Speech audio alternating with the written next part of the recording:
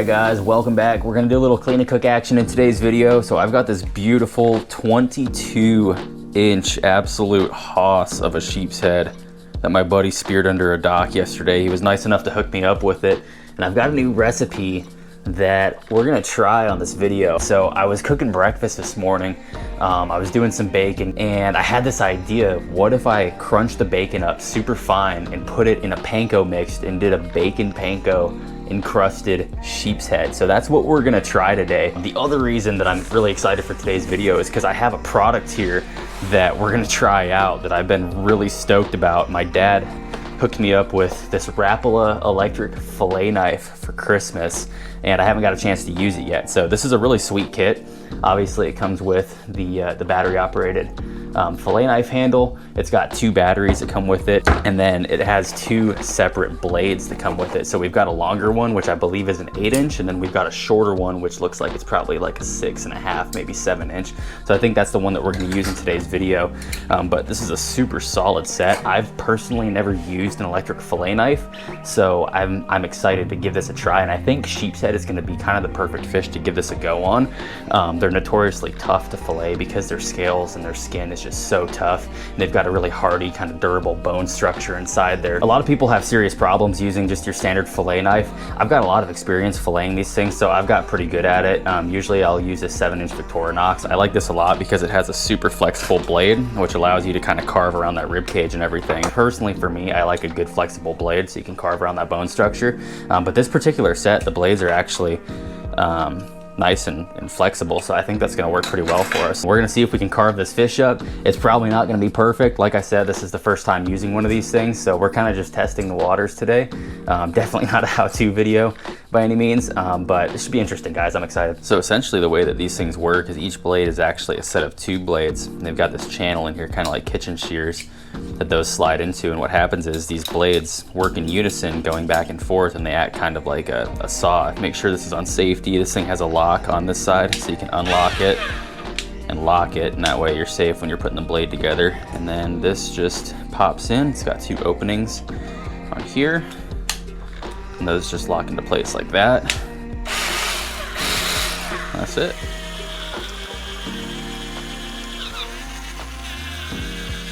So essentially, I'm gonna try to do this just as if I have a normal fillet knife, I guess. So I'm gonna start by making my cut right up around the gill plate, up to the top of the head.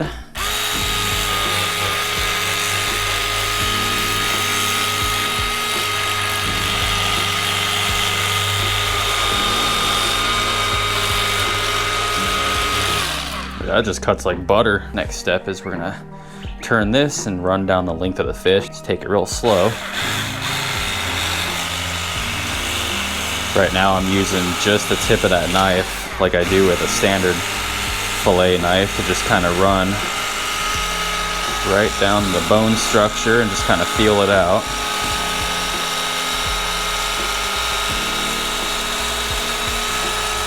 This thing is going right through these guitar pick scales too. That is really nice. I like that a lot.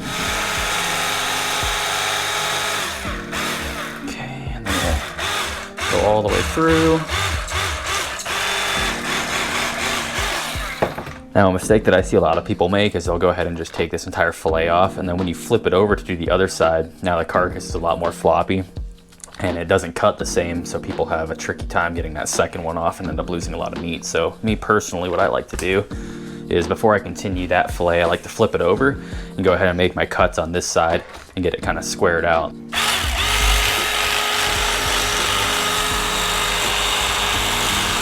Follow the back of the skull right up top.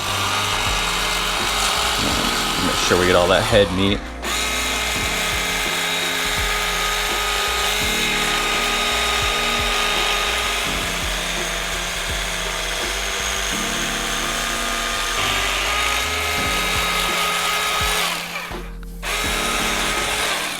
So I've got both sides of the fish outlined here. So now we're just gonna take the fillet knife just like I normally would and just start kind of slowly working deeper and deeper into the fish.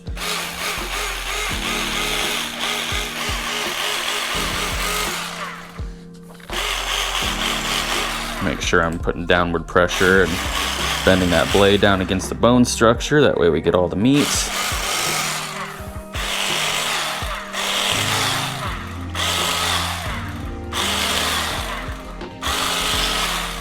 So I've worked that fish all the way down to the spine and just kind of worked right along that bone structure, and it took that fillet off there real nice. So now we've got to hop over the spine. I'm gonna do the same thing down the bottom of the fish until we hit the rib cage.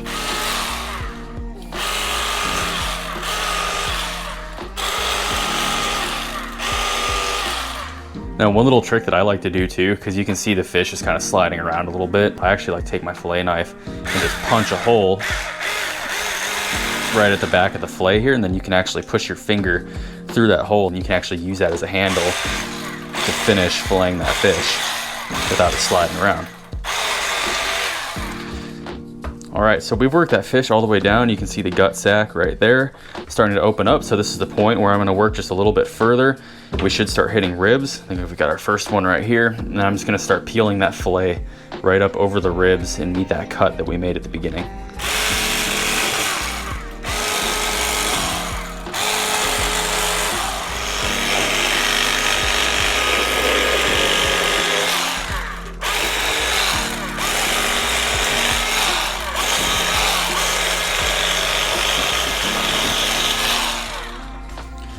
And there is our first fillet. For the first time using the electric, I'd say that that is actually pretty good. That is a pretty hefty slab of meat just off of one side of the fish.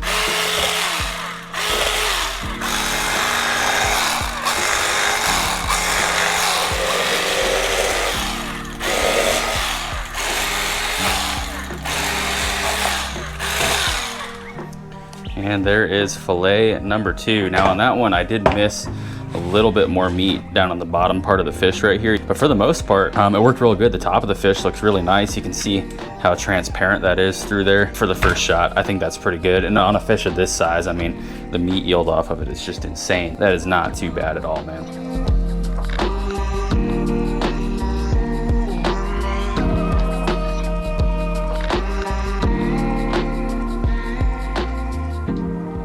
Start our cut here. Punch my finger through that hole there so I can get a good hold on this fillet.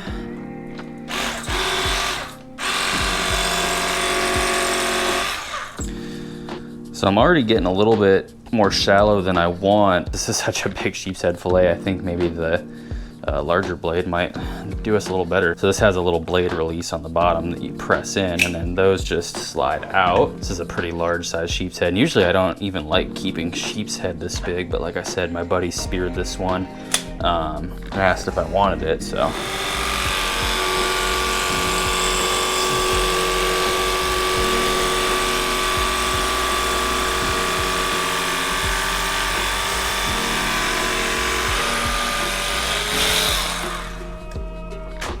Hey, that's not actually too bad for a first time giving that a try. Coming up towards the front, using that longer blade, like you can literally see the line right here where I went short blade and then switched over to a longer blade so we could go all the way through that fish and just really flatten that blade out and flatten that skin out, and it just took it off perfectly. That is not bad at all. I usually like to take just the little end of the tail off there that just gets super nasty when you fry it. So we've got a rib somewhere right here. Let's go ahead and just take that chunk off. That's all bloodline, pin bones. And then we'll follow the bloodline right down the middle to about 2/3 of the way down the fish. We've got Casey here coming to inspect what's going on. Hello, buddy. How was your 20-minute nap? Casey's always got to make an appearance in my catch and cook videos.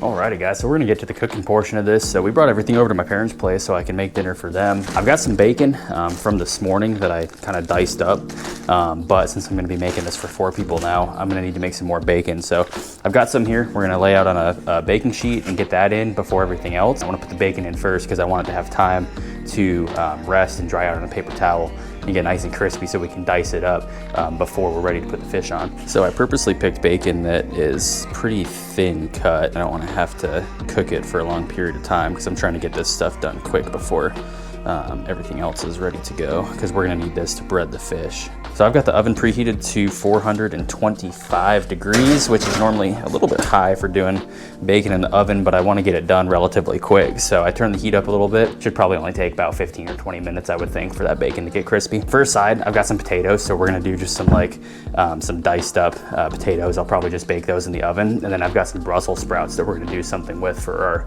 our second side. So I've got just some standard russets here. I've already got these washed. And the way that I like to do these is dice them into cubes, maybe about 1 centimeter. And I like to have a Ziploc bag ready. All the diced potatoes, I just throw in the Ziploc bag, and then we're gonna toss them with some oil.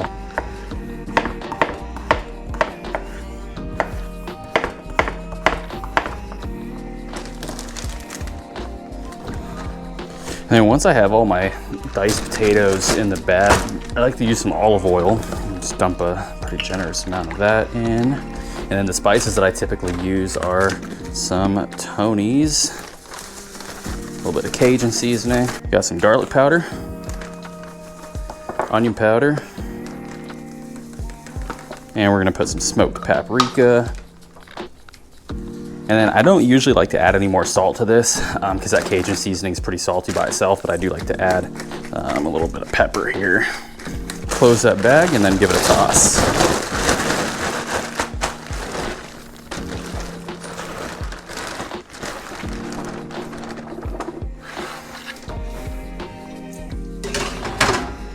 So the next thing that we're gonna need to prep here is the Brussels sprouts. Those are the next thing that's gonna take the most amount of time. So I like to do these kind of the same way that I do the potatoes. I'll get myself a bag and just trim all the stems off, and then any loose leaves that are hanging off, things like this, go ahead and pull those off and get those aside. Sometimes I'll take them in quarters if they're bigger. These ones are smaller, so we'll just take them in halves and just toss the halves right into the bag there.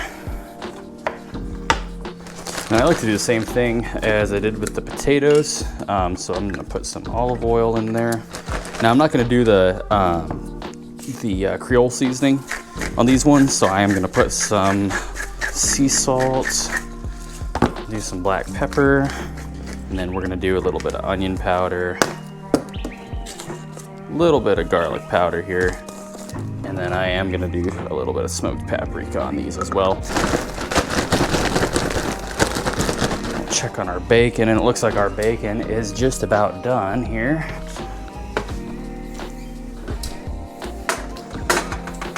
So I still have those potatoes in. We've got probably about another 20 minutes at least on those. Now with about 15 to 20 minutes left, we should be good to go ahead and dump our Brussels sprouts onto a sheet and spread those out, and then we can go ahead and get those in the oven too. Those are gonna take a little bit less time than those potatoes, usually probably about 15 minutes. All right, we got our lemon and our lime zest, so now we can go ahead and quarter these here. So quarter our lemon. And one thing that I like to do too is just take a minute and just pick those seeds out of that lemon, because when you squeeze this onto your fish, you're gonna squeeze all those seeds out.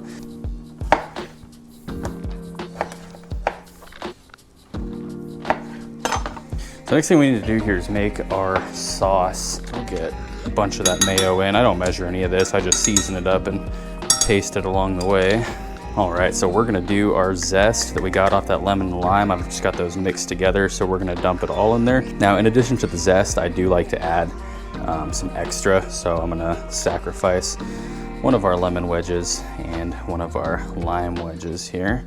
Then we're gonna do a little bit of onion powder. I don't like to add a ton of that.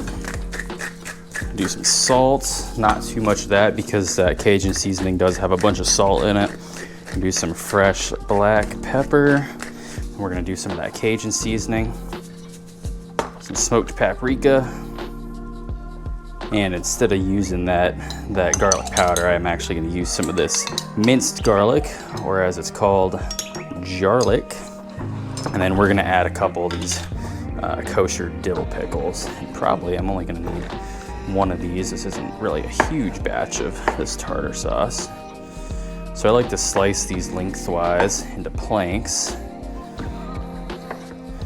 Give it a slice that way, and then just do a super fine kind of dice on these here.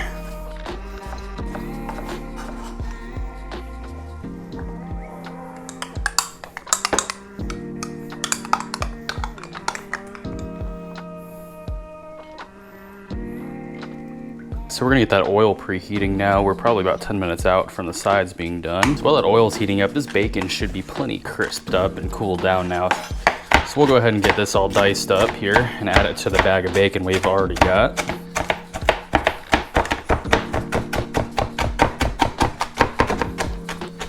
All right, so that should just about do it there. So now I do think the Brussels sprouts are probably just about done. They cooked a little faster than they normally do for me because they're these ones are pretty small size Brussels sprouts. Now the luxury of cooking over here is I've got a second oven. Keep warm, look at that.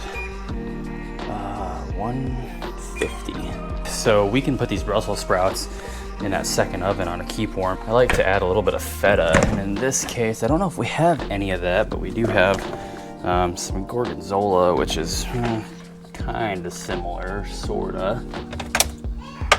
Got some Parmesan. That'd be good on there. Let's do maybe a mix of these two things. That'll probably work for us. All right, put a little bit of Parmesan crumble, and then I'm gonna add some of this gorgonzola. I think gorgonzola is maybe a little bit more similar to blue cheese than it is feta, but that's okay. And you know what? Why not? After all, why shouldn't I put some bacon bits on the Brussels? All right, those look pretty good. Short of some balsamic vinegar, I think those are gonna be great. So we're gonna throw this in our second oven on a keep warm cycle. So those got done first. I think our potatoes are starting to get there. They still have a little bit of work to do. So I'll do the egg wash first. Probably 6 eggs maybe. And then I like to add just a little bit of milk to my egg wash, which I guess we're gonna do try some oat milk in this. Never done that. That is what they got over here. Give that a little whisk. Now for the panko, I've just got some plain panko here. So we're gonna do some plain panko. Pour our bacon in. Gonna add some garlic powder to this. We're gonna add a little bit of salt, not too much because I am gonna add that Cajun seasoning. Now we're gonna toss this together, and you can see that about half of this is bacon bits in addition to that panko. So this is gonna turn out really interesting. I'm excited to see how this is.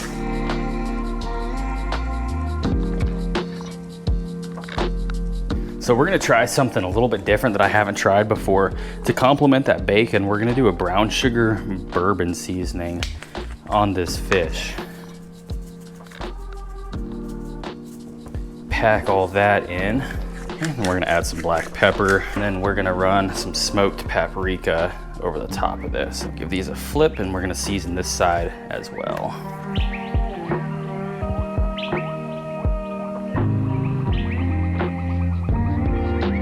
All right, and we are ready to run our beautifully seasoned fillets through our egg wash.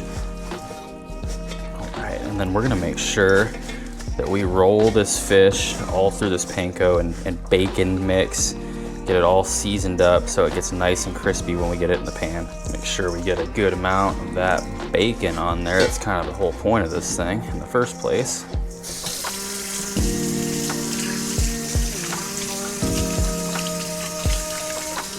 All right, let's go ahead and get that fish into our pan here. Oil's nice and hot. Nice.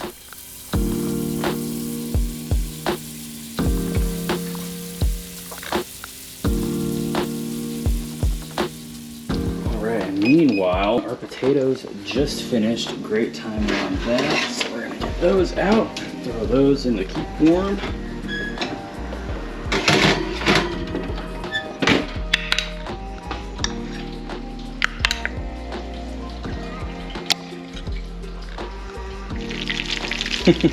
If Casey approves, that's all that matters.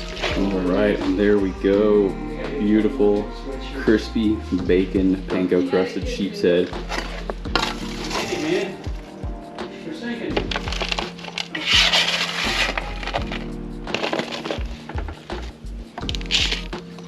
right, there it is. Who wants to be on camera taste testing? No. No? Come on. Alrighty guys, I hope you enjoyed that video. It was fun getting to try something a little bit different. And I gotta say, crusting that sheep's head in panko with bacon bits mixed into it and then all the seasonings and everything, it was super good. I definitely recommend trying it. Also, I gotta say, the Rapala electric fillet knife, I'm super stoked about how that operated, especially with sheep's head. It makes it so easy to just slice right through those guitar pick scales. It made it really easy, and I'm definitely a big fan. I wasn't convinced before, but now that I have one, I'll say I like it a lot. Another fish that I can see it being really useful for, probably redfish, because they have similar like guitar pick, just super tough scales and skin as sheep's head do. But yeah, man.